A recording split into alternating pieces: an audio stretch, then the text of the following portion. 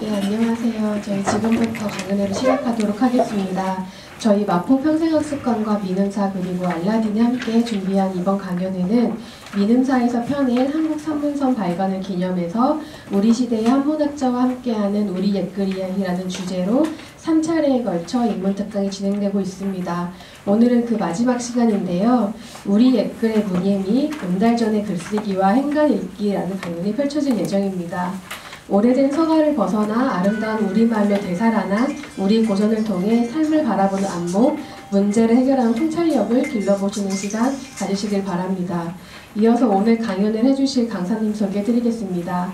정민 강사님은 한양대학교 국문과 교수로 재직 중이시며 한문학 자료의 발굴 정리와 한문학의 대중화 작업에 앞장서고 계십니다.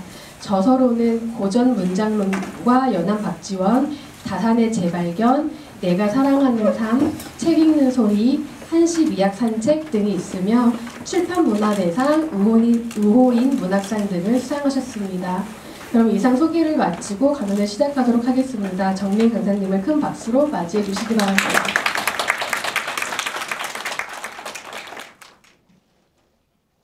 네, 반갑습니다. 유인물 받아보시고 좀 마음이 답답해지지 않으셨나요? 전부 한문투성이라. 민음사에서 그동안 9책으로 된 산문선을 지난번에 연말에 간행이 됐습니다.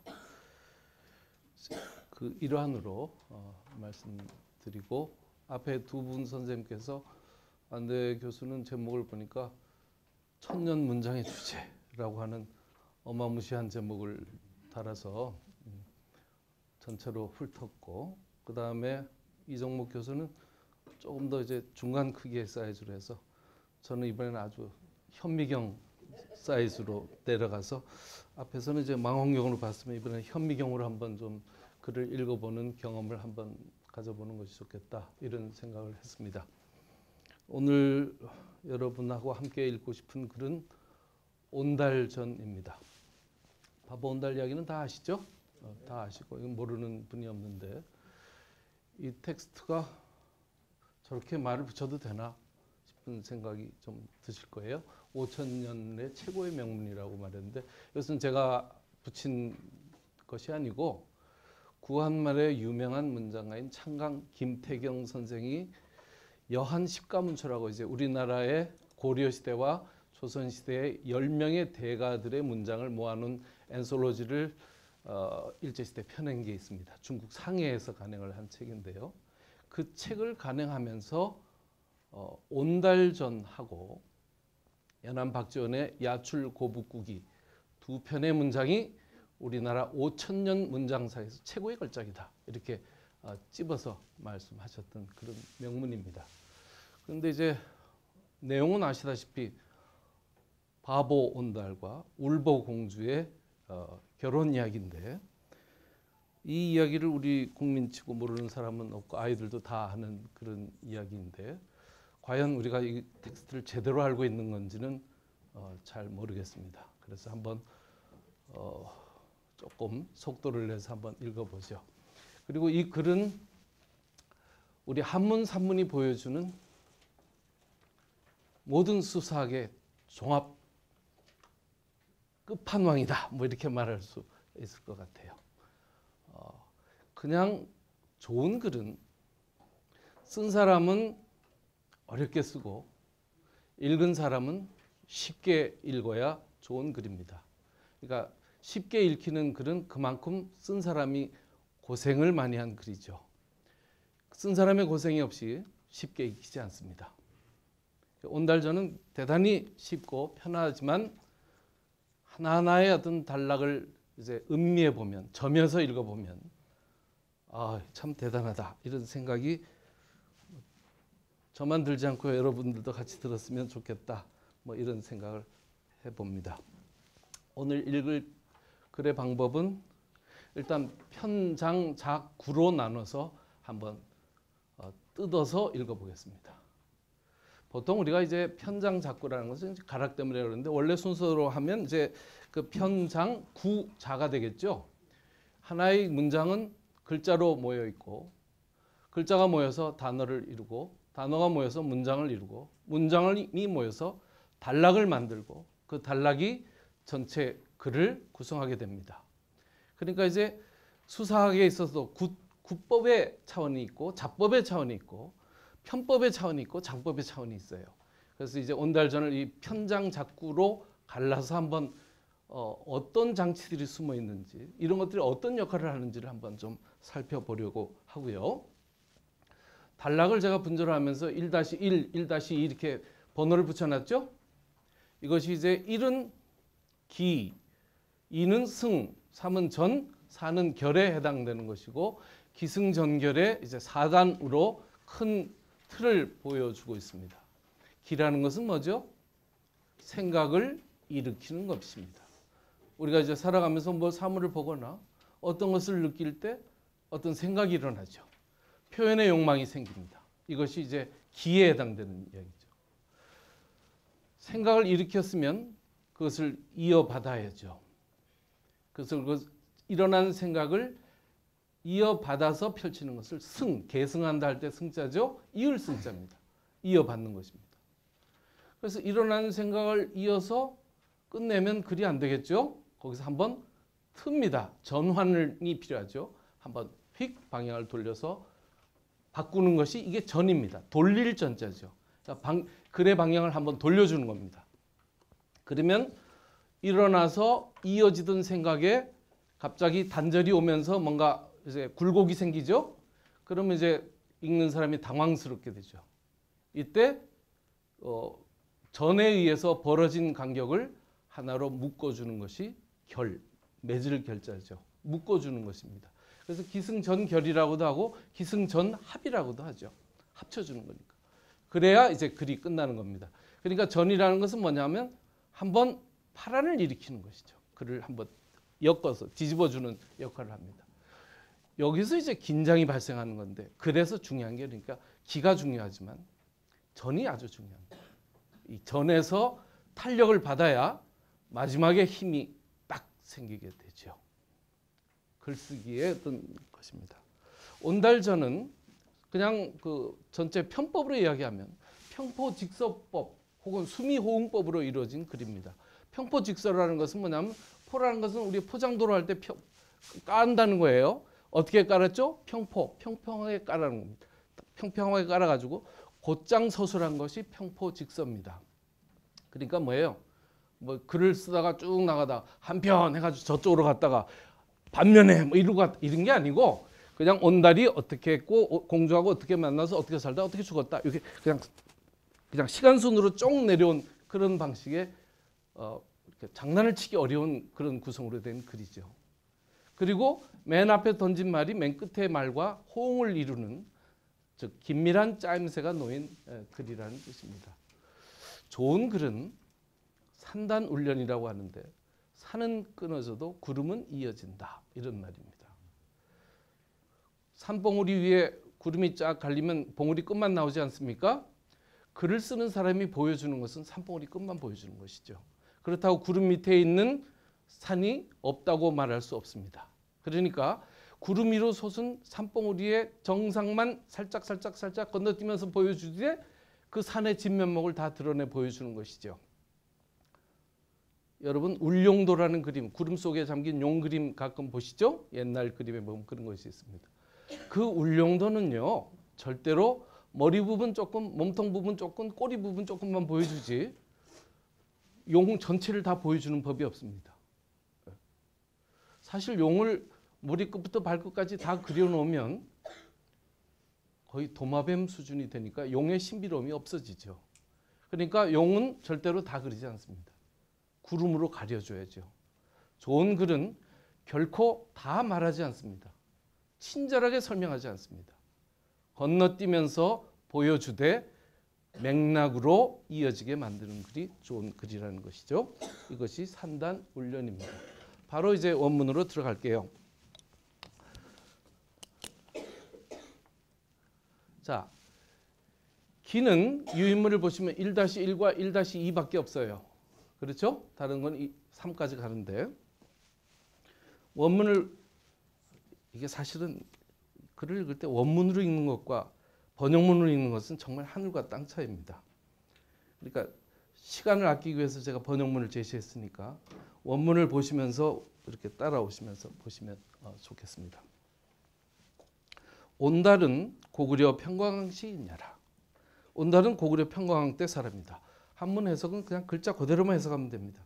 보태서 하시면 안 돼요. 용모 용종 가소로대 중심적 수연이라 그랬습니다. 용모는 용종은 꾀죄죄한 모습이에요. 형용사입니다. 용모는 생긴 모습은 꾀죄죄해서 가소 웃을만 하였지만 중심적 수연이라 속마음은 맑았다 그랬습니다. 요 11글자가 이제 아까 수미호응이라 그랬죠? 전체 글의 관건이 되는 구문입니다. 제가 매 단락 밑에 화살표로 이 단락에서 사용된 수사법을 지금 적어놨는데요. 이런 것을 뭐라 하냐면 억양법이라 그래요. 억은 깎아내리는 것이고 양은 칭양, 올려주는 것입니다. 그러니까 뭐예요?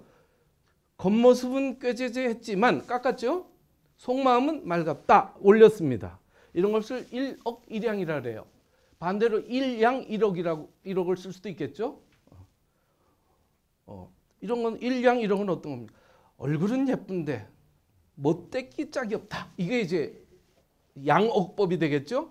그럼 이럴 경우에 포인트는 어디에 있습니까? 후자에 있습니다. 후자에 있죠. 당연히 뒤쪽에 놓이죠. 앞에 거를 말하자는 것이 아니고 앞에 거는 뒤에 것을 강화하기 위한 하나의 수사적 장치죠. 꾀죄죄해서 사람들은 다 웃었습니다. 그렇지만 그 사람의 속마음은 맑았죠. 이건 겉으로 드러나는 것이 아니니까 사람들은 웃기만 했지 그 맑은 속마음의 핵심을 들여다보지 못했습니다. 집이 가난해서 가빈, 상걸식이 양모, 항상 밥을 구걸해서 양모, 어미를 봉양했다 그랬습니다. 그 다음에 파산페리로 찢어진 해진 적삼과 페리 다 떨어진 신발로 왕래어 시정간, 시정 사이를 왕래하니 시인 그 당시 사람들이 목지 이를 지목하여 위우온달 바보온달이라 했다 이렇게 됩니다. 이게 이제 우온달의 이야기죠. 온달의 이야기입니다. 이 글의 주인공이 누구죠? 온달. 온달인데 온달의 이야기 두 줄. 두 줄은 무슨 두 줄? 한 줄 반. 그렇죠? 이제 딱 잘라가지고 그 다음에는 이제 공주 이야기로 넘어갑니다. 쌍간 예복은 나중에 이야기할게요. 예복은 뭐냐면 미리 잠복시켜 놓는 겁니다. 뭐를 잠복시켜 놨죠? 중심적 수연을 잠복시켜 놨잖아요. 사람들은 아우 저 바보 온달이라고 하는 이미지만 겉으로 드러난 용종가소한 용무 때문에 바보 온달이라고 했지 온달의 내면에 감춰진 중심적 수연은 아무도 못 봐요. 그렇죠? 이것이 이제 나중에 뒤로 가면서 어떻게 드러나는지를 여러분들이 이제 주목하면서 따라오시면 됩니다. 그 다음에 두 번째 단락. 평강왕 소아호제. 평강왕의 딸이 울기를 좋아했어요. 맨날 울봅니다. 왕이 희왈 장난으로 말했죠. 여상제 너 맨날 울어서 괄아이 내 귀를 시끄럽게 한다. 괄자 한번 보세요. 귀자 옆에 혀 댄 거 아니에요? 혀에다 귀를 대고 얼마나 시끄럽겠습니까? 이게 시끄러울 괄자예요. 그러니까 내 귀를 시끄럽게 한다. 그러니까 장 자라서 필 반드시 부득이 사대부처 사대부의 처가 됨을 얻지 못하리라. 넌 사대부한테 시집 안 보내. 당 귀지 온달 마땅히 바보 온달에게 귀지 돌려보내겠다. 귀자를 찾아보시면요. 시집 보낼 귀 이런 뜻이 저 한 네 번째 다섯 번째 밑에 나와요. 귀에는 시집 보낸다는 뜻이 있습니다. 너 바보 온달한테 시집 가. 왕매 언지라가 왕이 맨날 울기만 하면 온달 마누라 이러면서 이제 놀렸다는 거예요. 급 연년 28에 딸의 나이 28, 16이죠. 28세가 아니에요. 이런 거 해석을 잘해야 됩니다. 딸의 나이 16시에 미치자, 급 미치자. 욕 하가오 상부고시. 상부고시에게 시집을 보내려 했다는 겁니다. 하가도 시집 보낸다는 뜻이에요. 시집을 보내려고 했다는 겁니다. 그러자 공주가 대답합니다. 공주가 뭐라고 대답합니까? 대왕상호대. 아버지 맨날 말씀하셨잖아요. 항상 말씀하셨죠. 뭐라고? 대이하라고. 이렇게 되는 구문이죠. 여필 위 온달지부. 너는 반드시 온달의 지엄이가 되리라. 이렇게 말씀하셨잖아요. 금에 하고롭게 전어놓으니까 지금 무슨 까닭으로 앞서 하신 말씀을 고치시죠? 왜 말을 바꾸세요, 아버지? 아버지 맨날 나한테 온달한테 시집 보낸다 그랬잖아요. 왜 말을 바꾸시죠? 필부도 유 불욕시건거든. 보통 산에도 오히려 유는 오히려 불욕시건, 시건을 하고자 않는데 보통 사람도 헛소리하면 안 되잖아요. 그런데 황지존호니까 하물며 지존이 그런 헛소리를 하세요? 그거 안 되잖아요. 고왈. 그래서 말이 있어요. 뭐라고? 왕자 무희연이라고. 왕노릇 하는 사람은 장난하는 말이 없다. 이거 사마천의 사기에 나오는 표현입니다. 공주가 사마천의 사기를 읽었다. 뭐 이런 시비가 되는 거죠. 왕노릇 하는 사람은 장난하는 말이 없다. 이렇게 사기에 나와 있잖아요, 아버지. 금 대왕지명 류인이다. 지금 대왕의 명은 잘못입니다. 오류입니다. 첩 불감지승하노이다.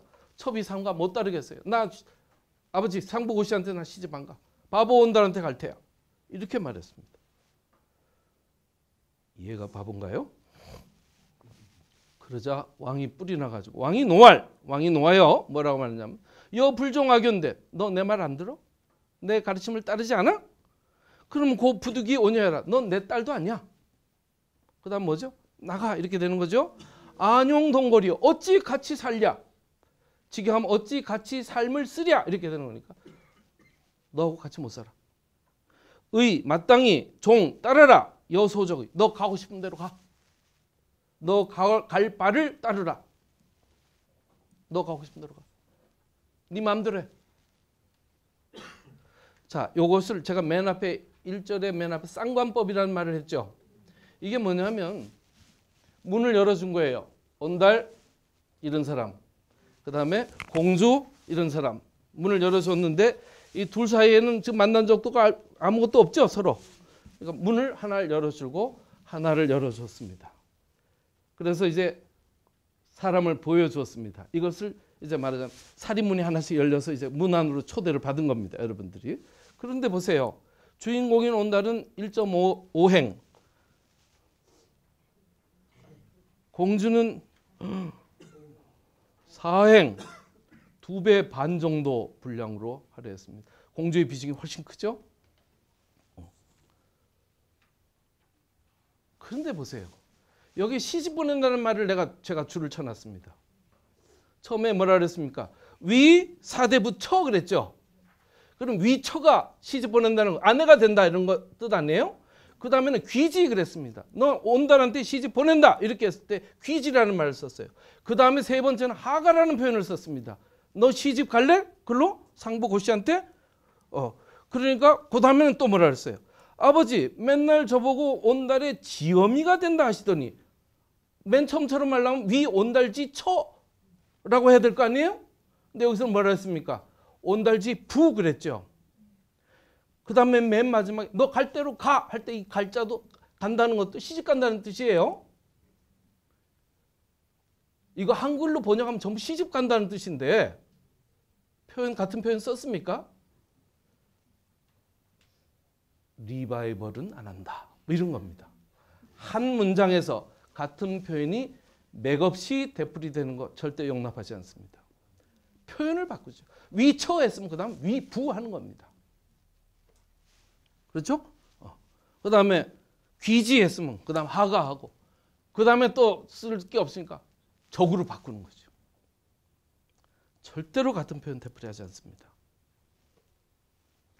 이게 환자법이에요. 그 밑에 나오죠. 맨 밑에 줄에 환자. 글자를 교환하는 방법입니다. 똑같은 의미의 표현이 나올 때는 다른 표현으로 바꿔라.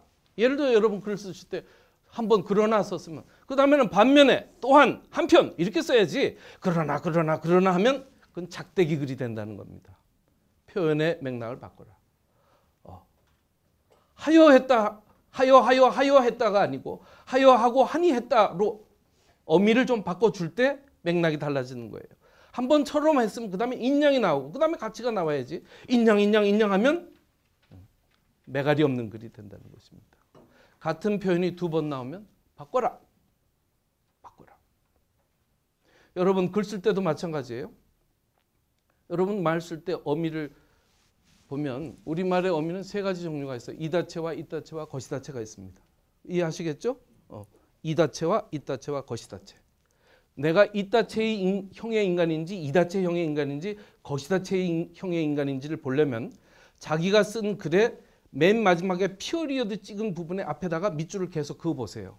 그러면 습관적으로 거시다를 많이 쓰는 사람이 있고 습관적으로 이다가 많은 사람이 있고 이다가 많은 사람이 있습니다. 권투하면 이다가 잽, 이다가 어퍼컷, 거시다가 스트레이트. 꼭 싸우지 그 권투 못하는 놈들이 스트레이트만 하다가 뒤통수 콩 맞고 자빠져가 KO 되죠? 이해되면 지쳐가지고. 이게 뭐예요? 그러니까 좋은 글은 이게 잽으로 계속 이렇게 하다가 틈을 놔서 어퍼컷하고 결정타릭으로 날려야 되는데 거시다가 계속 나오면 아주 글이 짜증이 납니다.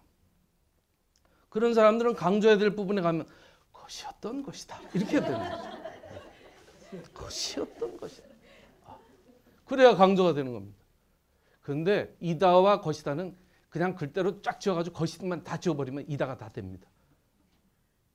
이다는 앞에 조금 조사를 좀 손질을 해야 이다로 바뀌어요. 영어 번역책 읽을 때 이다가 베이스로 된 번역이 있으면 그건 읽지 마세요. 번역자가 엉터리 번역자입니다. 비동사만 들어가면 전부 이다로 번역해서 그렇게 된 결과죠. 그러니까 이제 그러면 이다가 가다가 이다가 한번 나오고 거시다가 한번 나오면 되는데 거시다 이다 있다 거시다 이렇게 나가면 이건 글이 아니라는 겁니다. 근데 그걸 쓰는 사람은 못 느껴요. 본인 쓴 글을 한번 밑줄 피어리더 앞에만 이렇게 그어가지고 한번 자기 글 쓰는 습관을 해보시고 이다가 기본 푸톡이 돼야 돼요. 여기에 있다가 너무 많으면 그 중간에 있다가 계속 반복되면 그거 하나 이다로 바꾸면 문장이 훨씬 살아납니다. 불필요한 접속사 걷어내고 문장 길면 자르고 하면 되는 거죠. 같은 표현 나오면 바꾸고 그러나 반면에 한편 또한 아니면 아예 빼든가.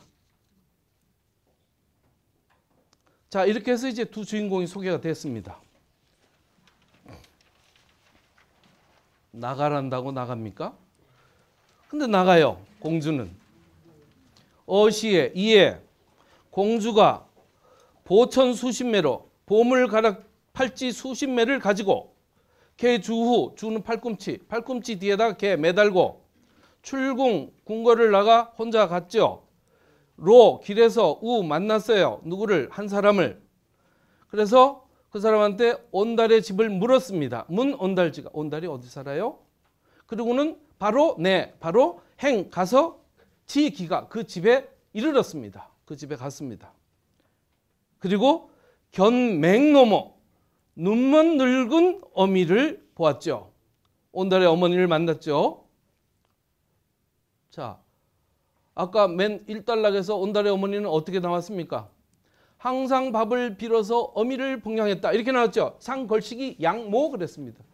그럼 왜 그때 상걸식이 양맹노모 눈먼 늙은 어미를 봉양했다 첫 줄에 그렇게 했으면 좋을 텐데 그때는 시침이 딱 두고 그냥 어머니를 봉양했다라고 해놓고 여기 와서 근데 그 어머니가 눈 멀고 늙기까지 했다는 거 아니야? 이렇게 한 번 더 글자를 추가해 줬습니다.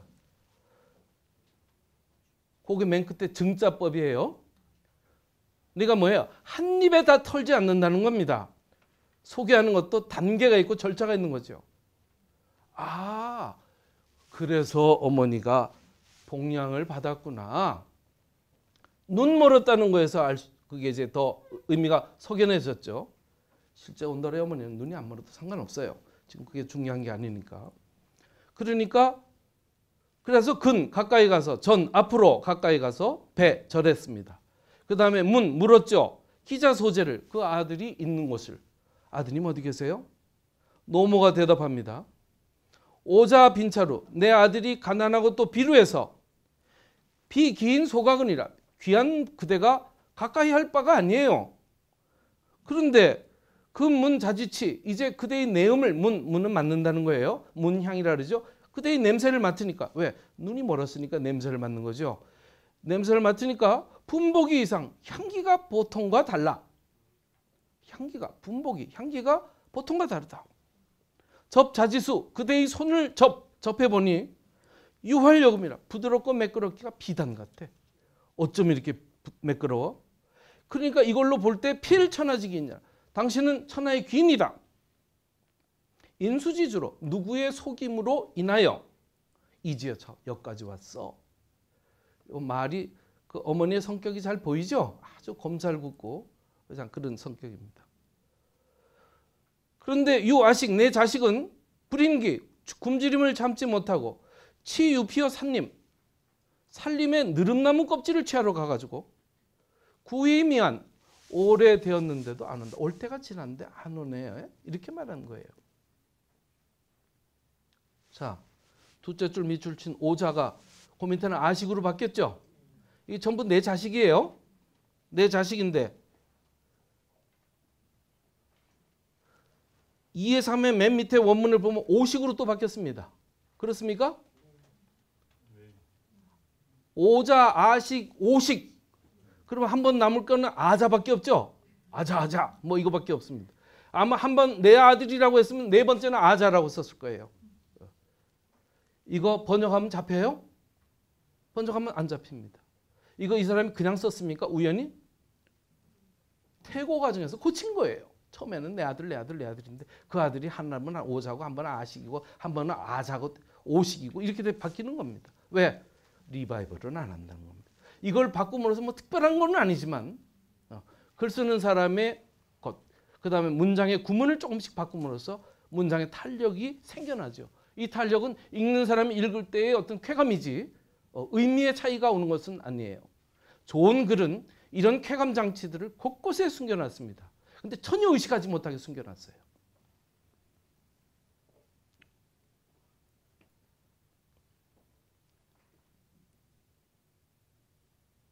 이 2-1과 2-2와 2-3은 지금 승이죠. 그러니까 두 사람이 따로따로 문 열어놨으니까 만나게 해줘야 될 거 아니에요. 근데 만나는데 첫 번째는 뭐예요? 온달과 온달 어머니의 만남. 그렇죠? 온달은 끼어들지도 못합니다. 여기는. 두 번째는 온달과 공주의 만남. 근데 온달은 속마음이 맑은 사람이니까 이게 호락호락하지가 않아요. 세 번째는 삼자대면 이렇게 되는 겁니다. 만나는 일의 서사에도 단계가 있어요. 그냥 덮어놓고 그냥 그래서 만났는데 결혼했다 이게 아니고. 근데 분량은 일이 제일 많죠? 일이 4줄 아닙니까? 네. 온달의 어머니가 이제 얼마나 곰살궂은 사람인지 이런 것을 이제 곡절법이라 합니다. 그냥 쉽게 말할 수 있는 것을 손을 만져보니 뭐 냄새를 맡아보니 뭐 하면서 이제 돌려 말해가지고 잔뜩 늘어놓으면서 온달 어머니를 성격화하고 이제 앞으로 이제 온달과 이달락은 한 줄 반 아니에요 역시? 짧게 부딪히고 스파크가 딱 일어나고 끝납니다. 두 번째 보시죠. 공주가 나갔습니다. 공주의 성질을 알 수 있겠죠? 온다는데 올 때가 지났다는데 좀 기다리지 못 참습니다. 나갑니다. 그 산 밑으로 갔죠. 지산하.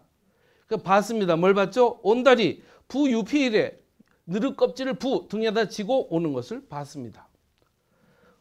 그러면서 다짜고짜 공주가 이와 더불어 여지 언회 자기 마음을 말하죠. 나 당신하고 결혼하려고 왔어요. 이런단 말이죠. 아유 뭐 직설적입니다. 그럼 온달은 이게 웬 떡? 이게 아니고 온달이 발연왈 발끈하여 말하기를 차비유여자 소행 이게 어린 여자가 마땅히 행할 바가 아니다. 이게 너 뭐야? 이렇게 나오는 거죠 지금. 어디 여자가 어디 와가지고 뭐 결혼해? 그 다음에 하는 소리 보세요. 필비인야여 호기야라 물박아야라 너 사람 아니지. 여귀신이지. 저리 가 이렇게 말하는 겁니다. 저리 가. 그리고는 수행불고 마침내 가서 뒤도 안 돌아봤다는 겁니다. 사람 취급도 안 했다는 겁니다. 사람이라면 네가 이런 행동을 못하지. 너 사람 아니지? 저리 가.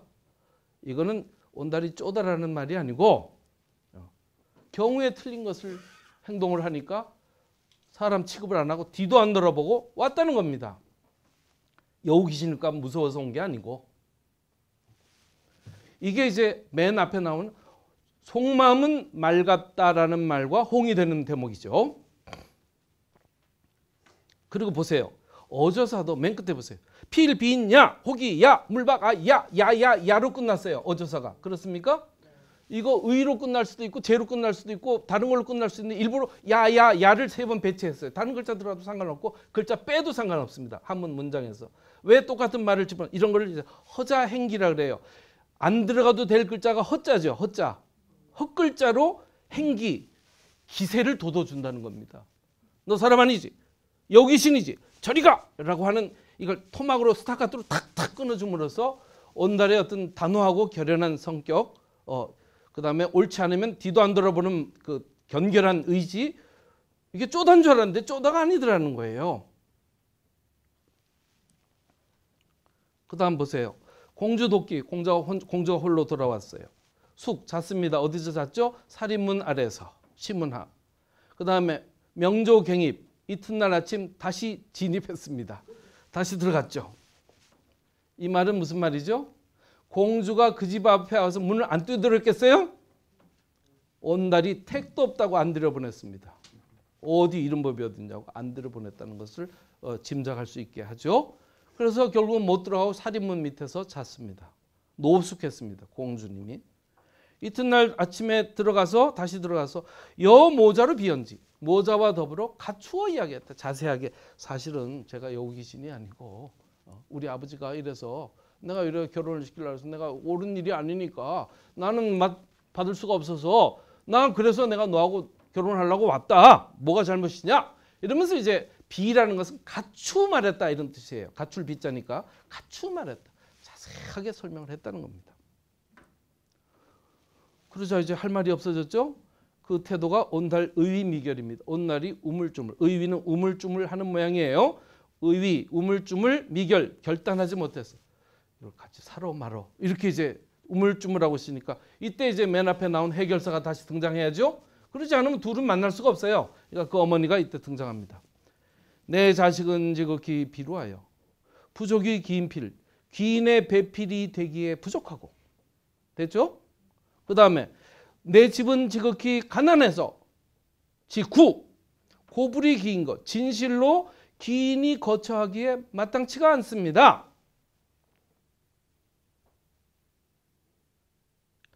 자, 여기도 환자법이 등장하는데요. 한번 보세요. 맨 처음에 2의 1의 원문 두째 줄에 제가 밑줄 쳐놓은 거 있습니다. 오자 옆에 빈자 루 있죠? 그 빈자에 동그라미 치시고 루자에 동그라미 한번 쳐보세요. 그러면 다시 밑으로 내면 오식 지 루는 지 빈이 들어갈 자리죠. 순서대로 하면 빈차 루니까 빈 앤드 루니까 그 순서대로 하면 빈으로 와야 될 거 아니에요. 내 자식은 지극히 가난해서 기인의 배필되게 못하고 내 집은 지극히 뭐 예를 들어서 비루해서 이렇게 돼야 될 텐데 순서를 뒤집었어요. 그러니까 정식으로 말하면 어떻게 돼요? 내 집은 너무 가난해서 귀인이 살기에 마땅치 않고 내 자식은 너무 비루해서 이렇게 되는 게 순서죠. 아까 빈차 루를 받으려면. 근데 일부러 그렇게 하지 않고 뒤집었고 가난할 구자를 가난할 빈자 자리에다 대신 바꿔 집어넣습니다. 역시 환자법이죠. 왜 두 개 다 안 바꿨을까요? 두 개 다 안 바꾸면 두 개 다 바꿔버리면 위에 말을 호응했다는 것이 사라지죠. 그러니까 빈이라는 걸 집어넣을 때 순서를 뒤집었습니다. 그 다음에도 보세요. 부족이 기인필을 구문을 한번 보세요. 기인의 배필이 되기에 부족하다 이렇게 되죠. 그러면 뒤에 것도 기인이 사는 것이 되기에 부족하다. 이러려면 부족위 귀인거 그러면 될 거 아니에요? 앞에 구문처럼 하려면 부족위 귀인거라고 하면 되는데 이걸 구문을 바꿨습니다. 진실로 귀인이 살기에 마땅치 않다라는 말로 바꿨어요. 구문이 바꿔진 거예요. 문장의 스트럭처가 바뀌었어요. 왜? 똑같은 말이 맥없이 되풀이되는 거 원하지 않았기 때문입니다. 그 다음에 그러자 공주가 대답하죠. 얘는 말만 막히면 인용문으로 들어갑니다. 고인은 옛사람이 말했어요. 뭐라고? 한말곡식도 일두석도 유가용 같이 방아 찌울 수가 있고 없으면 없는 대로 나눠 먹고 이 말이에요. 일척포 한자의 배도 오히려 바느질 할 수 있어요. 역시 어디서 나오는 말입니까? 사마천 사기에 나오는 말입니다. 두 번의 이 글 전체에서 단 두 번의 인용이 나오는데 이 두 번의 인용 전부 다 사마천의 사기에서 인용됐고 이거 전부 공주의 입에서 나옵니다. 공주의 가출 행동은 확신범의 행동이지 울보의 행동이 아니에요. 왜? 임금이 왜 헛소리를 하느냐 말이야. 임금은 시건을 해서는 안 된다. 일반 백성도 시건 말의 신의를 지키는데 임금은 왜 말을 그렇게 빈말을 하느냐 이 말입니다. 이 말은 아까 맨 왕자 무희연이라는 말 있죠. 그게 고사가 어떤 말이냐면 성왕이라는 사람이 있었어요. 진나라 세가 중에. 성왕이라는 사람이 세자 때의 이야기예요. 우숙이라고 하는 태자 사부가 있었습니다. 그런데 성왕이 하루는 태자 사부한테 장난으로 소꿉장난듯이 내가 그대를 무슨 벼슬에 봉하노라 이렇게 이제 장난을 쳤습니다. 그러니까 우숙이 뭐라 그랬냐면 저하 벼슬은 그렇게 주시는 게 아니에요. 정식으로 저 날 받아가지고 절차해서 하십시다. 그러니까 에이 장난인데 뭐 이랬단 말이에요. 그때 한 말이에요. 장난이라뇨. 임금은 장난의 말을 그렇게 함부로 하는 거 아니에요. 백성들한테 어떻게 그렇게 장난의 말을 합니까? 그렇게 장난의 말을 하는 거 아니에요. 그래가지고 결국 날 받아가지고 의식을 세리머니를 해가지고 받았다는 거예요. 그게 사기에 나오는 이야기입니다. 그러니까 애가 소꿉장난을 하듯이 한 말도 그런 말이 어디 있느냐고 사기에서는 그랬는데 아버지 한두 번도 아니고 맨날 나한테 이야기하는 거 왜 그 약속 안 지켜요? 이렇게 이제 말한 거예요. 맥락으로 들어가면. 그 다음에 이것도 진나라 세가의 이야기인데 하도 왕이 죽고 나서 그 동생들이 치고받고 싸우고 이권 다툼을 하니까 야 없으면 없는 대로 살지 이러고 지지고받고 싸우냐 하고 백성들이 이걸 민요로 불러가지고 풍자했다는 노래 중에 한 대목입니다. 없으면 없는 대로 이렇게 하는 구의동시민 진실로 한마음이 된다면 하필 부귀연의 가공호일까 어찌 반드시 부귀한 뒤에야 함께 할 수 있겠습니까? 이때 공도 결혼한다는 뜻이에요. 예? 역시 같은 표현하지 않습니까? 어찌 부부가 될 수 있겠습니까? 이렇게 하면 되겠죠? 그런데 가공호 함께 할 수 있겠습니까? 그 다음 보세요. 이에 금팔찌를 팔아서. 어디서 많이 본 이야기죠? 어딥니까? 2의 1의 맨 첫 줄에 공주 이 보천 수심에 나오죠? 보천 밑줄 그으세요. 아까는 보천이라고 거 여기는 금천이라고 바꿨습니다. 뭐 다 그 말이 그 말이죠? 금팔찌나 보물팔찌나. 그런데 뭐예요? 같은 표현 안 쓰는 겁니다. 바꿔주는 거죠. 이거 참 재미있습니다. 팔찌를 아까 요 2의 1에서는 무심코 지나갔지만 팔찌가 아무 쓸데가 없는 문맥 아니에요?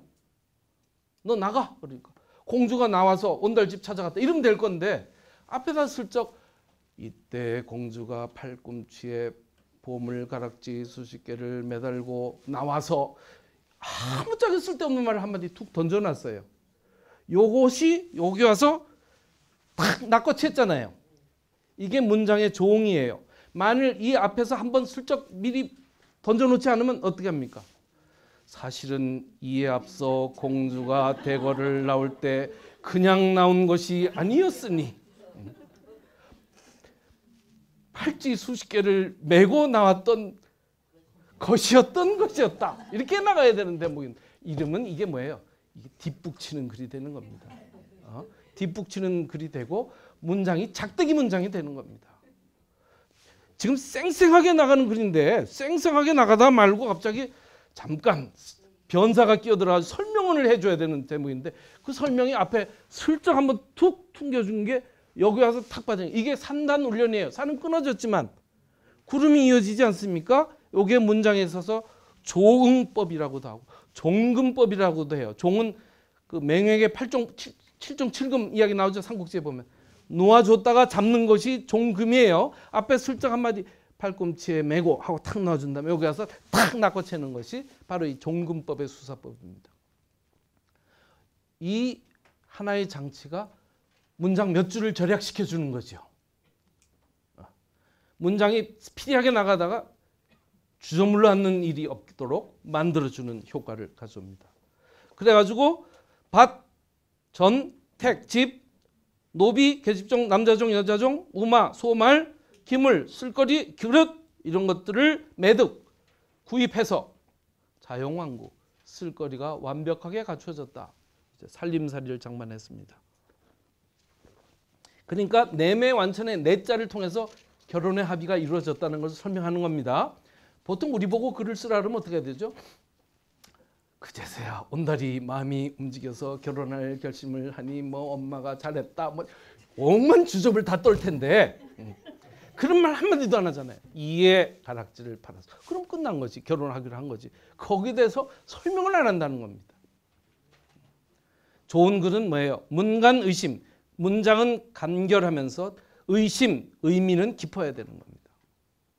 너절하게 다 설명하면 글이 아닙니다.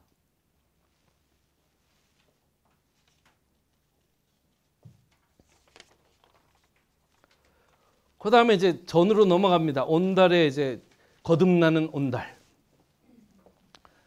초매마에 처음 말을 살 때 공주 온달, 공주가 온달한테 말했어요. 뭐라고 말했습니까? 신 조심하세요. 물매 사지 마세요. 뭐를? 시장 사람의 말은 조심해서 사지 마십시오. 시장 사람 말은 사지 마시고 모름지기 택 골라서 사세요. 뭐를? 국마를 골라서 사세요. 고르세요. 뭘 어떤 국마입니까? 국마는 국마인데 병수의 방자 병들어 수척해서 쫓겨난 놈. 저 돈키호테 같은 로신한테 같은 삐쩍 마른 그런 말을 나라 마국간에서 방출된 삐쩍 말라 병들어 쫓겨난 말을 골라서 사시고 아주 살이 디룩디룩 찐 시장 사람들이 파는 그런 말은 절대로 사지 마세요. 그 다음에 그거를 골라서 이후 환지 그 뒤에 환지 교환하세요. 이 팔찌하고 교환하세요. 온달이 여기은 온달이 그 말대로 했죠. 그리고 공주가 양사심근 공주가 먹이고 기르기를 몹시 부지런히 하자. 아 요게 참 말일비차장 말이 날로 살찌고 또 튼튼해졌다. 말이 날로 살찌고 튼튼해졌다. 이게 뭔 소리입니까? 동양에서 말은 인재를 상징하는 하나의 상징입니다. 천리마 아시죠? 천리마를 잘 감별하기로 유명한 사람이 백락이라는 사람이 있어요. 한나라 때 유명한 백락이라는 사람이 있습니다. 당나라 때 한유가 문장을 백락론이라는 글을 썼는데요. 그 글에 뭐라고 썼냐면 천하에 천리마가 없었던 적은 없다. 다만 그것을 알아보는 백락이 없었을 뿐. 세상에는 언제나 인재가 있었습니다. 천리마 같은 인재는 있는데 이 천리마 같은 인재를 천리마인 줄 알아보는 사람을 만나면 그 사람이 천리마 역할을 하는 거고 대부분은 못 만나가지고 짐수레나 끌다 끝난다는 겁니다. 그러니까 이 백락이 말을 감별한다는 것은 뭐냐면 임금이 신하를 인재를 알아보는 안목에 대한 비유로 늘 쓰는 거예요. 말을 관상을 잘 본다 하는 말은. 자 시장 사람 말은 아주 그냥 진짜 살이 두룩두룩 찐 비우구 같이 이렇게 좋은 겉보기가 번들어한 건데 나라 말 중에 병들어 쫓겨난 놈은 진짜 오늘 내일 하는 오죽하면 버렸겠어요? 방출했겠습니까? 근데 왜 이걸 사라 그랬을까요? 두 사이에 뭘 차이가 있습니까? 싸고 비싸고? 단지? 또 뭐가 있습니까? 혈통이 달라요. 혈통.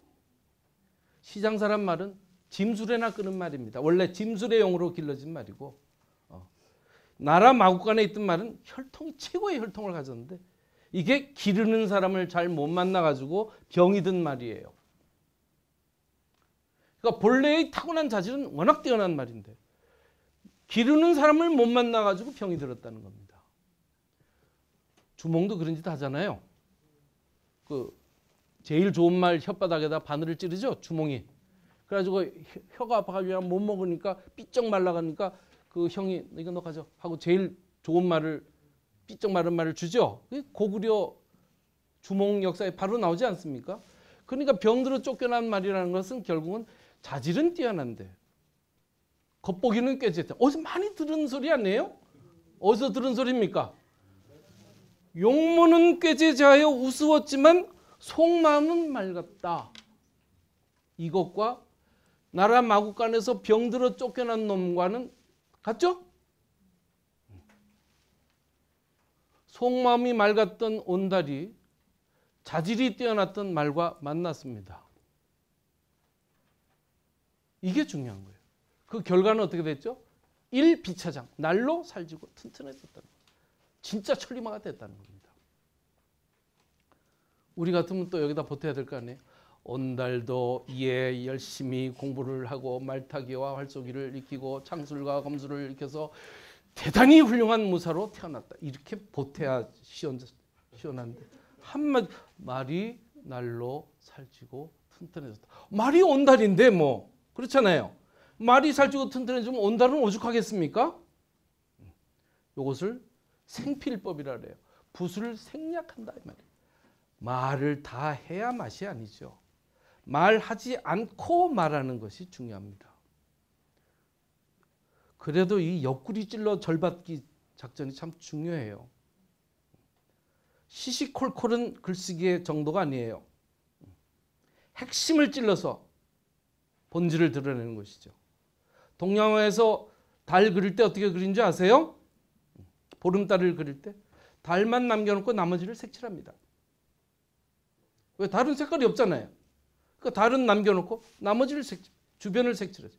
그러니까 본질을 드러내기 위해서 변죽을 울리는 것이죠. 온달을 말하지 않고 온달의 말만 이야기합니다.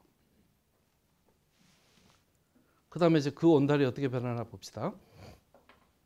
고구려는 항상 이춘 3월 3일 3월 삼진날을 가지고 회렵 낭낭지구 모여서 사냥을 하는데 어디서 모여서 사냥하죠? 낭낭의 언덕에서 모여 사냥을 하는데 이 소획 저록으로 잡은 바 저 멧돼지와 록 사슴을 가지고 제 천급 산천저 하늘 및 산천신에게 제사를 지냈다는 겁니다.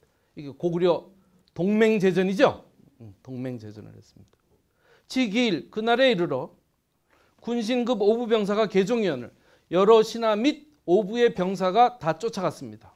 따라갔는데 이에 온달이 이 소양지마로 수행 기른바 말을 가지고 따라갔습니다. 그러자 놀라운 일이 벌어졌어요. 치빙은 내달리는 것. 말을 타고 달리기만 하면 상제정 항상 앞장에 있었고 달리다 보면 자기가 제일 앞. 왜? 말이 좋으니까. 말만 좋으면 앞장 갑니까? 말을 잘 타니까 이렇게 된 거죠. 그리고 소외격다. 잡은 바 또한 많았다. 말만 좋으면 멧돼지가 그냥 기절합니까? 말 보고 와 사슴 보고 그냥 자빠집니까?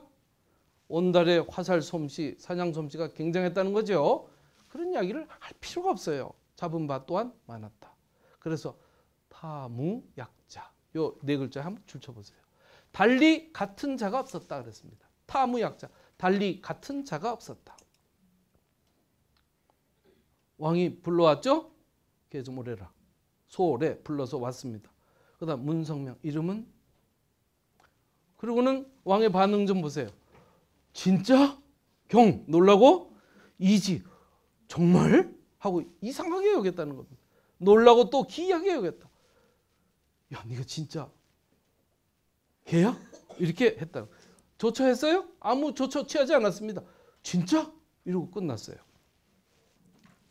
그 다음에 이제 조처가 어떻게 취해지나 봅시다. 시에 이때 후주의 무제가 출사 군대를 내어 벌요동을 쳤어요. 왕이 군대를 이끌고 영군 역전 맞아 싸웠습니다. 어디서? 배산의 들판에서 맞아 싸웠습니다. 그때 온달이 선봉이 되었어요. 그러니까 온달이 이미 이때는 선봉장의 위치에 올랐던 거죠. 아까 경차 이지라고 해놓고 사실은 스카우트 한 거죠. 그런 이야기 할 필요가 없어요. 위 선봉하는 말에서 다 설명이 되니까. 그 질투 재빠르게 싸워서 참 수십여 적의 목 수십여 개를 참해서 배웠다는 겁니다. 그래서 제군 승승하여 여러 군대가 승승장구해서 그 승기를 타서 분격되고 떨쳐쳐서 크게 이겼다. 크게 이겼다. 금농공에 공을 논함에 미쳐 무불이 온달로 위질 온달을 가지고 제일로 삼지 않음이 없었다. 그 위에는 네 줄 뭐에 줄 쳤죠? 타무약자에다 줄 쳤죠. 달리 같은 자가 없었다가 여기는 글자가 2배로 늘어가지고 온달을 제일로 삼지 않음이 없었다로 늘어났습니다. 그런데 앞서의 일은 뭐예요? 그냥 사냥대에 가서 1등 한 거니까 이거는 그냥 그런 거 아니에요? 여기는 국가의 변란, 전란에 앞서가지고 국가의 위기에 앞서가지고 공식적으로 출전해가지고 거기서 가장 큰 공을 세웠으니까 앞에 거하고 레벨이 다르죠. 그러니까 앞에는 사회적 출신, 그러니까 출세, 자기 존재를 처음으로 드러낸 온달. 두 번째는 국가의 위난에 한 몸으로 막은 온달. 이 레벨이 다른 거예요. 그러니까 서사의 단계에는 단계가 있어요. 온달과 온달 어머니가 공주와 온달 어머니가 먼저 만났고 그 다음에 둘이 만난 다음에 그러니까 사실 온달의 어머니를 만난 첫 번째 단락은 뭐예요? 그러니까 밑밥 깔아두는 겁니다. 왜? 온달과 바로 만나게 하면 부딪히니까 둘이 둘 다 고든 사람 아니에요? 성정이 틀린 말 못 보는 게 공주고 속만 맑은 게 온달이니까 이게 둘이 부딪히면 해결이 안 나니까 먼저 한 자락 깔아둔 겁니다. 어머니의 성격으로 해가지고 그 다음에 마지막에 어머니가 해결해 줬죠. 그 다음에 온달이 말이 튼튼하고 씩씩해졌다라고 했으니까 그 말을 써먹어야 될 거 아닙니까? 온달은 이제 더 이상 그 이전의 온달이 아니잖아요. 그 다음에 이제 사냥대에 데뷔전을 하고 그 다음에 선봉장으로서 국가의 위난에 이제 그랬습니다. 그 다음에 보세요. 왕이 아름답게 여겨 탐복하여 말하기를 시오서야 너 내 사위다. 아까 경차 이지가 달라졌죠? 그리고는 비례영지.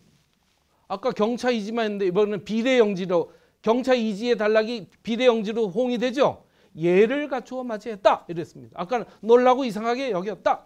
뭐 그것뿐이었는데 이번에는 예를 갖춰서 맞이했다. 이제 공식으로 결혼식을 올려준 겁니다. 그리고 결혼식만 해준 게 아니죠. 사작 자기를 하사했어요. 빅브라더라는 직책을 줬다는 겁니다. 대영은 고구려의 군사 조직의 제일 대장군 위치에 해당되는 거예요. 그러니까 빅브라더로 올려줬다는 겁니다. 이로 말미암아 총령이 우악하고 은총과 영예가 대단하고 위권, 권위와 권세가 날로 성대해졌다. 온달은 이제 최고의 권력에 올랐고 최고의 영예를 한 몸에 누리고 임금의 총애를 한 몸에 받았고 국가 인정을 다 받았습니다. 길거리에 동냥하던 거지가.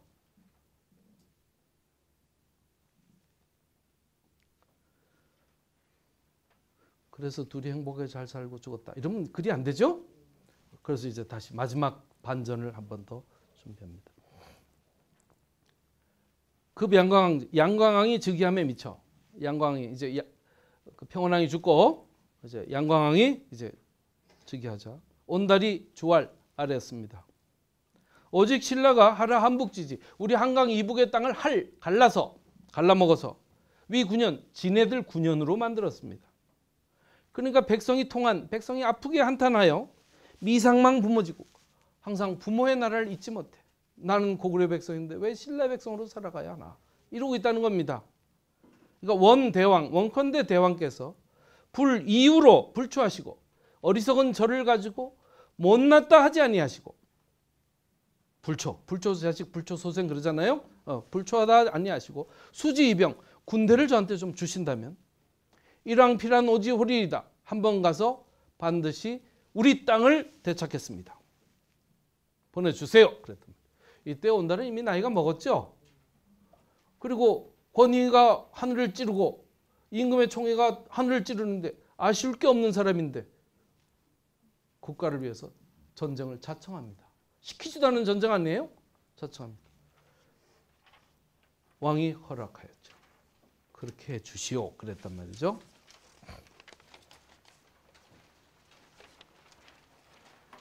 이게 한 줄 반이 항상 문제예요. 한 줄 반이. 지금 앞에서 두 번의 한 줄 반이 다 그런 거죠. 보세요. 온달이 이맹 떠나갈 때 임하여 서왈 맹세하였다. 뭐라고 맹세했습니까? 계리편과 중령의 서쪽이, 여기 수안보 온천 그 뒤쪽이 계리편이에요. 계리편과 중령의 서쪽이 불기어아 내게로 돌아오지 않으면, 이때 귀는 아까 맨 앞에 귀는 시집 보낸다는 뜻인데 여기서는 나한테 귀속되지 않으면 이런 뜻이 됩니다. 같은 의미가 아니에요. 나한테 돌아오지 않으면 불받냐? 나 돌아오지 않을 거야. 내가 이것을 돌아오지 않으면 돌아오지 않겠다. 이게 동어 반복이지만, 번역하면 동어 반복이지만 의미는 다르죠. 내가 이거를 내 땅으로 다시 환원시키지 못하면 나는 살아서 돌아오지 않겠다. 이런 뜻이에요. 불반의 반은. 그 다음에 보세요. 마침내 가서 신라군과 더불어 아차성 아래에서 싸우다가 흐르는 화살에 맞은 바가 되어서 길에서 죽었다. 주인공을 이렇게 죽이는 법이 어디 있어요? 간단하게 말하면 뭡니까? 갔다 싸웠다 죽었다. 그렇잖아요. 마침내 갔다. 신라군과 더불어 아단성 밑에서 싸웠다. 흐르는 화살에 맞은 바가 되었다. 길에서 죽었다. 갔다 싸웠다 맞았다 죽었다예요. 딱 네 개의 단문으로 스타카토로 탁탁탁탁 끊어가지고 딱 이야기를 했습니다. 난 이렇게 허망하게 죽이는 결말이 참, 나 같으면, 우리 같으면 어떻게 썼겠습니까? 온달이 이제 몇 명의 군대를 끌고 어디를 갔더니 신라의 장수는 누구였는데, 그래가지고 둘이 붙었는데 처음에는 좀 밀리는 것 같다가 거의 다 이겼는데 그냥 했는데 어디선가 날아온 재수없는 화살에 맞아가지고 죽으니 아 통제라 이러면서 이제 막 여기가 그냥 이렇게 나가야 될 거 아니에요. 갔다 싸웠다 맞았다 죽었다. 딱 그 한 줄로 딱 끝내버렸습니다. 마지막에 욕장 장례를 치르라는데 구불궁동 널이 움직이질 않습니다. 온달 담은 관이 꼼짝도 안 해요. 왜 꼼짝하지 않죠? 못 뺏으면 안 온다고 맹세했잖아요. 그러니까 그 맹세를 지켜서 죽어서도 이 관이 움직이질 않는 겁니다. 그러니까 공주가 이제 해결사가 다시 나타났죠. 공주가 와서 무관 관을 어루만지면서 말했습니다. 사생결의 삶과 죽음은 결정되었습니다. 어호 기의인저 갑시다. 그만하고 이 말이죠.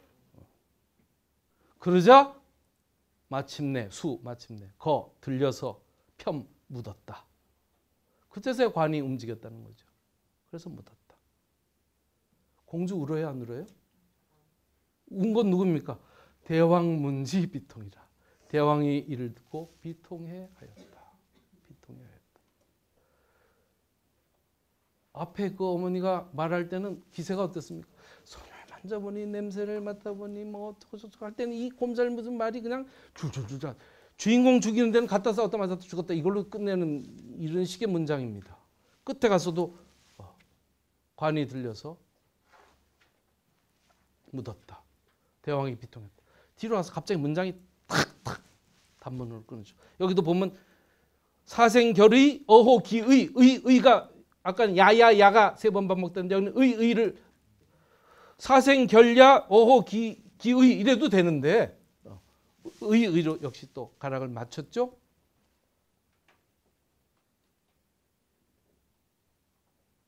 이 하나하나의 행간에 글 쓰는 사람의 내공이 다 들어가 있습니다. 주제는 뭔가요? 이 글의 주제는 뭔가요? 주제가 뭐예요? 김부식이 삼국 사기에다가 이 온달 열전을 집어넣었습니다. 무슨 메시지를 넣으려고 이걸 집어넣었죠? 온달전의 주제는 뭡니까? 역시 남자는 여자를 잘 만나야 된다. 뭐 이런 거예요? 장가를 잘 가는 것이 중요하다. 이게 온달전의 주제입니까? 전 국민이 알고 있는 대로? 나는 아주 그 대목만 나오면 핏대가 올라가지고 어떻게 이렇게 고전을 모욕하고 이렇게 고전을 오독할 수가 있죠? 이 글의 주제는 무엇입니까? 안 들려요? 시건하면 안 된다. 한 글자로 하면? 한 글자로 하면 이거 좀 극적인 효과를 위해서 쓰자.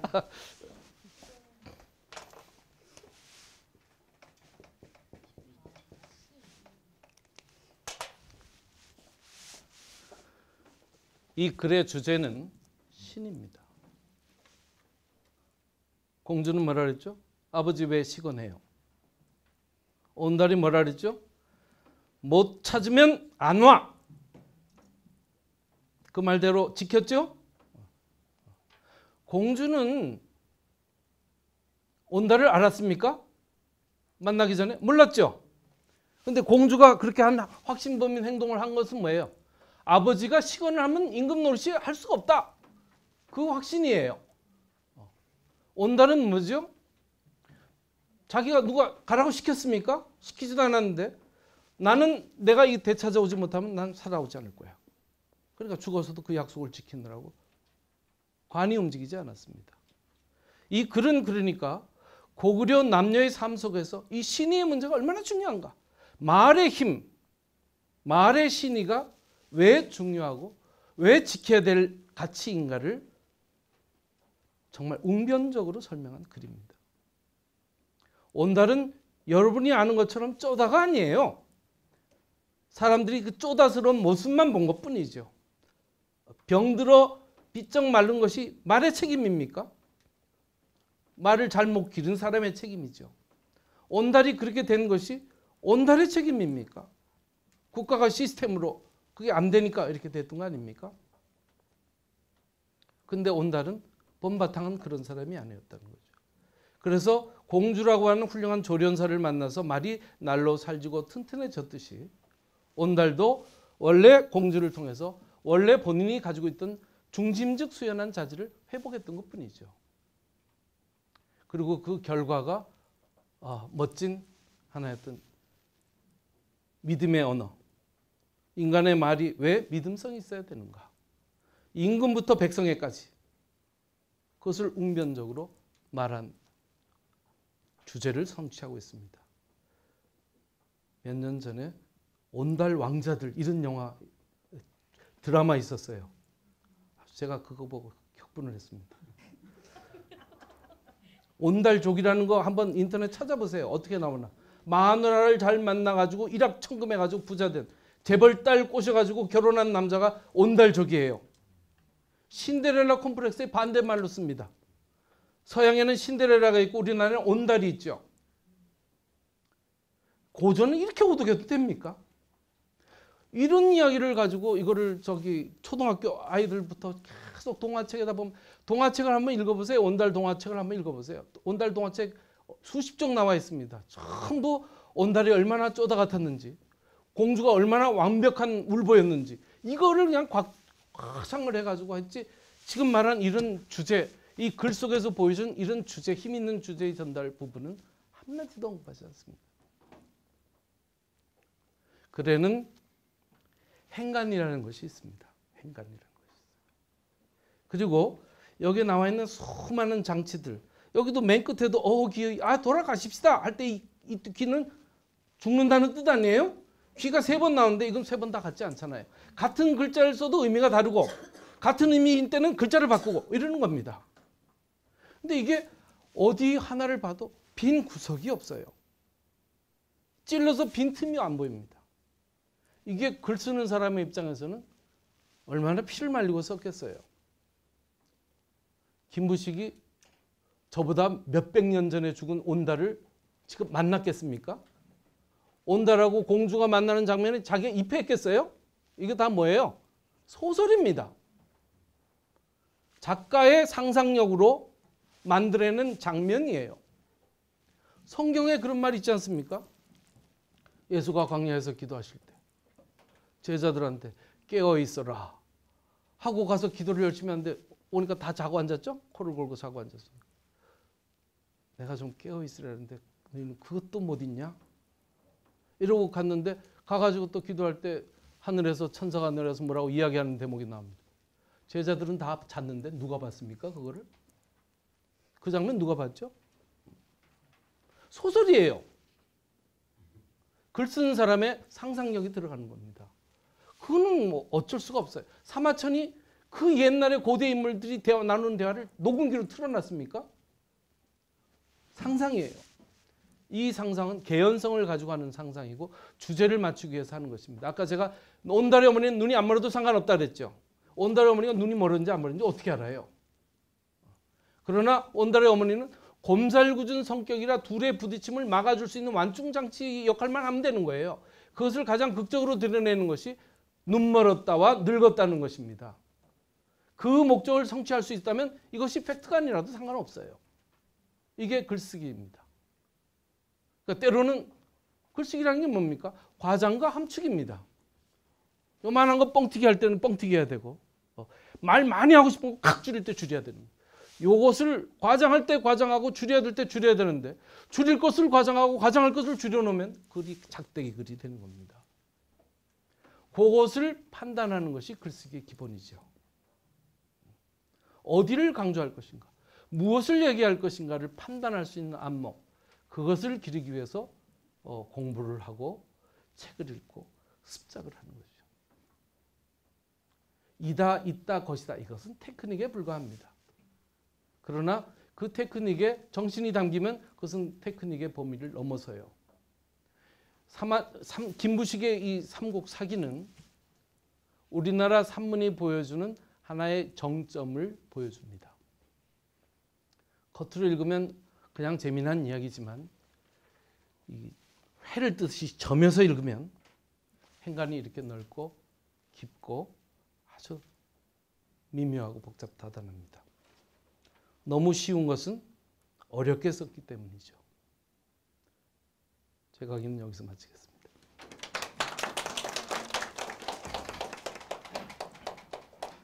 질문 시간이 있다고 들었는데 질문하십시오.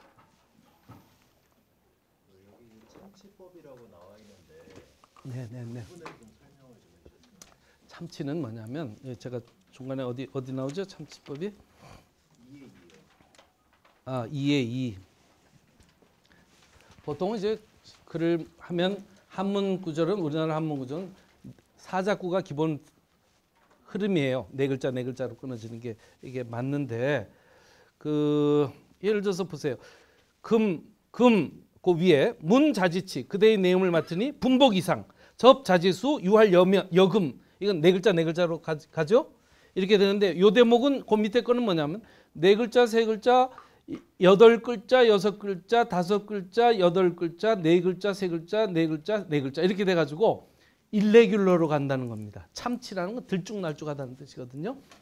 그러니까 문장이 어떤 때는 규칙적으로 이렇게 갈 때는 정돈된 그 내용을 이야기할 때는 이 가락을 타다가 그 다음에 갑자기 감정이 격동이 되거나 이럴 때는 너 사람 아니지 저리 가 꺼져 이렇게 할 때는 이게 문장에도 그런 일레귤러의 어떤 흐름을 좀 집어넣어 줘가지고 호흡을 좀 가파르게 해준다는 겁니다. 그러니까 소설가도 마찬가지죠. 소설가가 주인공의 심리 묘사를 할 때는 좀 천천하게 이제 만연체가락으로 이렇게 쭉 젖어들듯이 가지만 사건이나 장면이 긴박한 장면에서 문장이 짧아져야 돼요. 그러면 이 짧아진 호흡이 독자들의 호흡을 같이 가쁘게 끌어줘야 되는데 똑같은 문체로 쭉 가게 되면 그 효과가 살아나지 않죠. 그러니까 문체는 심리의 반영이기도 하니까 어떤 때는 재현법 글자 그대로 가지런하게 나가는 가락으로 가다가 어떤 때는 일레귤러로 튀어가지고 물이라는 게 그렇지 않습니까? 잔잔히 흘러갈 때는 평평하게 이렇게 잔잔히 흘러가다가 여우를 만나면 갑자기 막 물결이 치잖아요. 이 물결 치는 부분이 바로 참치법에 해당되는 대목입니다. 그러니까 이 글을 읽을 때 약간 감정이 격동되는 대목을 보면 참치법이 나와요. 문장이 일레귤러로 나가고 좀 안정되게 온달 어머니가 공주 달랠 때 그런 이야기는 전부 이렇게 가락이 안정된 가락으로 대꾸를 맞춰서 내 자식은 기루하고 우리 집은 가난하고 부족하고 마땅치가 않고 이런 식으로 이렇게 세트를 맞춰서 가는 그 가락이 나갈 때는 장강대하로 글이 흘러가다가 갑자기 여우를 만나거나 폭포를 만나면 팍팍 끊어져. 갔다 쌌다 맞았다 죽었다 이런 데가 다 이제 참치법으로 쓰고 있는 그런 대목입니다. 그러니까 이제 그런 거 하나하나에 글쓰기의 장치들이 숨어 있는데 제가 예전에 텍스트 언어학회라고 하는 학회가 있어요. 주로 독일하고 영국 쪽에서 공부한 분들이 언어학과 문학이 서로 이제 너무 바벨탑을 쌓으니까 이 언어 분석을 통해서 글쓰기를 좀 배워보자 하는 그 학회가 텍스트 언어학회라는 학회가 있는데요. 거기서 우리 고전의 글쓰기에 대해서 한번 좀 강의를 발표를 해달라 그래서 제가 요거 가지고 한번 발표한 적이 있어요. 그 발표를 딱 듣고 나더니 그 주로 서양학 하는 독일하고 영국에서 한 분들이 많았는데 우리 하려는 거 1000년 전에 다 했네 그러더라고요. 우리가 하려고 하는 것이 1000년 전에 이미 다 원리화가 돼 있었는데 우리가 왜 그걸 지금까지 몰랐죠? 너무 안타깝다는 거예요. 그런데 저희가 이제 고전 명문선을 번역을 했지만 사실 여러분들에게 전달되는 것은 껍데기뿐입니다. 스토리만 전달되는 것이지 내용이 지금 이런 식의 원문이 가져다 주는 그런 맛은 느끼기가 어렵잖아요. 그러니까 이제 반만 전달하는 건데 그래도 할 수 없죠. 그거라도 해서 좀 맛을 드리고 지금 이런 데서 했던 이런 부분들이 이제 여러분의 글쓰기에서 원리화가 되어 가지고 들어가 보면 아, 문체도 심리를 반영한다. 이것도 하나의 원리가 될 수 있지 않습니까? 그 다음에 같은 표현을 맥없이 절대로 되풀이하지 않는다. 이것도 하나의 원리가 될 수 있죠. 그 다음에 문장은 호흡이 어떻게 해야 된다. 이런 여기 나오는 것들을 이렇게 원리화해서 범주화시켜서 정리해서 여러분의 글쓰기 한번 적용해 보시기 바랍니다. 그러면 글쓰기가 한결 더 탄력을 받고 또 그런 연습 많이 하셔야 돼요. 그냥 글을 쓰기 하루아침에 되는 거 아닙니다. 제일 좋은 것은 글을 쓰고 나서 소리내서 읽으세요. 소리내서 읽으면 자기 글이 컥 걸리는 대목이 처음에는 수도 없이 나오고 처음에는 뭐가 걸리는지도 모르는 게 문제죠. 세상에 문제는 문제가 아닙니다. 문제는 문제가 아니에요. 문제가 뭔지 모르는 게 문제지. 그렇잖아요. 문제가 뭔지 모르는 게 문제지 문제가 문제입니까? 문제를 알면 문제는 문제가 아니에요. 문제를 모르니까 문제지. 그러니까 그걸 원리를 적용해서 좀 이렇게 활용하면 옛글의 글쓰기가 오늘날의 작문 이론과 만나게 되면 정말 막강해집니다. 연암의 그 야출곡기도 연암 박지원은 우리나라 문장의 베스트 오브 베스트인데요. 연암의 문장을 이런 식으로 읽으면 아마 여러분들 더 놀라는 지점들이 있을 겁니다. 굉장하거든요, 연암도. 근데 그 하나하나 한 말이 그냥 우스갯말처럼 던지는 말인데도 지금 말한 이런 여러 가지 수사법 장치들이 다 들어가 있습니다. 의미로만 읽어서는 잘 안 보이는 지점들이 있어요. 그래서 조금 더 이제 관심을 가지시고 한번 보십시오. 예를 들어서 한 가지만 제가 말 남기면 더 이야기해요. 제가 예전에 제 선생님한테 한번 처음 배울 때 맹자, 당신이 맹자 배우던 이야기를 해요. 어느 스승한테 이제 유명한 이 양반이 전주분인데 논산에 어떤 유명한 한학자가 있다는 말을 듣고 6.25 사변 직전에 쌀을 들고 이제 그 집에 가서 배우려고 이제 갔답니다. 17살 때. 칠서를 다 읽었어요. 사서삼경을 다 거의 잘잘 외우는 상태에서 기고만장해가지고 이제 난 좀 더 큰 공부를 하러 가야지 하고 유명한 문장가라는 분한테 갔다는 거예요. 갔더니 이 양반이 뭘 읽었는고? 그러니까 칠서를 읽었습니다. 폼을 딱 잡았다는 거죠. 그러니까 그래 그러더니 이거 좀 한번 읽어보겠나 하고 딱 주는데 맹자 첫 대목을 읽으라는 거예요. 읽으라면 이왕이면 서경이나 시경 같은 거 어려운 걸 읽으라면 폼이 날 거 아닙니까? 맹자는 사서삼경 중에 맨 처음에 누구나 다 공부할 때 초학들이 다 배우는 대목인데 맹자 견양양하신데 그걸 읽으라고 수불원 천리일에 오고 가시니 역장유일이 오굽고 이걸 읽으라고 하더라는 거예요. 그래서 입이 이만큼 나가지고 역장유일이 오굽고 내가 읽었더니 선생님이 하는 말이 잘 읽었네. 근데 거기 또 역자를 왜 썼을꼬? 이렇게 묻더라는 거예요. 그 말이 뭐냐면 선생이 뭐 멀리서 왔는데 그래 또한 우리나라를 뭘로 이렇게 해주실라나? 이렇게 이제 물어본 겁니다. 그러니까 맹자 대활, 맹자가 뭐라고 대답했냐면 왕 하필날 리 있고 아니 임금이 이익을 말씀하시다니 믿을 수 없습니다. 이익을 말씀하세요? 여규인이다. 또한 인과 의가 있을 뿐이죠. 그러니까 사람들이 이 대목을 해석할 때는 리와 의리의 문제예요. 그러니까 의냐 리냐 이걸 가지고 따지는 건데 역장유료 또한 우리나라를 뭘로 이렇게 해주실라나 할 때 또 역자를 왜 썼냐는 겁니까? 맹자가 왜 그 말을 넣었을까? 또 역자를 왜 넣었을까? 한마디도 대답을 못했대요. 멍해가지고 그냥 그러고 있으니까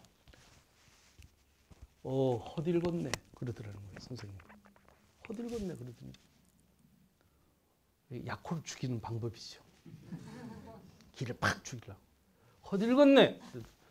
그리고 가만히 있으니까 너 말고도 하루에 수도 없는 놈들이 와가지고 맨날 지 말만 들으면 나라가 부해지고 부강해지고 막 떠드는데 그래 너는 또 뭐냐 빨리 말하고 꺼져라 이런 그 지겨운 마음이 또 역자에 들어가 있다는 거예요. 어? 그러니까 이게 사실은 유색객들이 임금 한번 만나려면 이게 그날 그 다음날 가가지고 그 전날 가가지고 면회 신청하면 임금이 만나주는 게 아니잖아요. 유력자한테 청탁 넣고 1년씩 기다려가지고 겨우 10분 면담하고 오는 겁니다. 그러니까 그 10분에 임금을 자기한테 귀를 쫑긋하게 만들지 솔깃하게 못 만들면 가봐 이렇게 되는 거죠. 그러니까 역장유료라는 역이라는 건 아주 지겨워 죽겠다. 빨리 말하고 꺼져라 하는 그 심리가 역에 들어가 있다는 거예요. 그래서 맹자가 거기서 어떡합니까? 맹자라는 텍스트를 여러분들이 설득의 심리학 텍스트로 한번 읽어보세요. 놀라운 변화가 있을 겁니다. 어떤 마음으로 이런 질문을 던졌을 때 어떻게 대답해서 그거를 자기 편으로 끌어들이는가 보세요. 거기서 나온 게 유명한 50보 100보 이야기 아닙니까? 그러다 보면 나중에 그 논의 맹자에 보면 왕이 어느새 좌석을 끌어당기고 앉아 있었다고 그래요. 이야기에 빨려가지고 그 다음은 그래서 이랬다는 겁니다. 그 또 역자가 그래서 쓴 거지 옛글에 어디 허투루 쓴 말이 있던가? 거기서 한방 완전히 먹고 무릎 딱 꿇고 이제 공부 배웠다는 그 이야기를 늘 하셨는데 글이라는 글의 힘이 그렇습니다. 좋은 글은 한유가 그렇게 말했어요. 풍부하되 한 글자도 빠뜨리지 않고 약이 불여일자 한 글자도 남아돌지 않고 풍이 불여일자하고 풍부하되 불여일자 한 글자도 남지 않고 간략하되 불실일사 한마디도 빠뜨리지 않는다. 쉽게 말해 뭐예요? 한 글자만 빼면 와르르 무너지는 그런 글을 써라는 겁니다. 있어도 되고 없어도 되는 말 빼면 안 된다는 거죠. 제가 예전에 글을 이렇게 이야기해도 되나? 돼요? 제가 맨날 자주 하는 이야기인데 하나 제가 석사 때 논문 쓰던 이야기 잠깐 할게요. 제가 논문을 썼는데 한시인데 유명한 시인의 시에 공산목락 우수수한데라는 시가 있었어요. 텅 빈 산에 나뭇잎은 떨어지고 비는 부슬부슬 내리는데 이런 시예요. 그래서 제가 이걸 번역을 진짜 텅 빈 산에 나뭇잎은 떨어지고 비는 부슬부슬 붓을 내리는데 지도교수한테 가져갔습니다. 너무 길게 썼어요. 아무데나 막 펼쳐보다가 어떻게 이 페이지가 딱 걸렸어.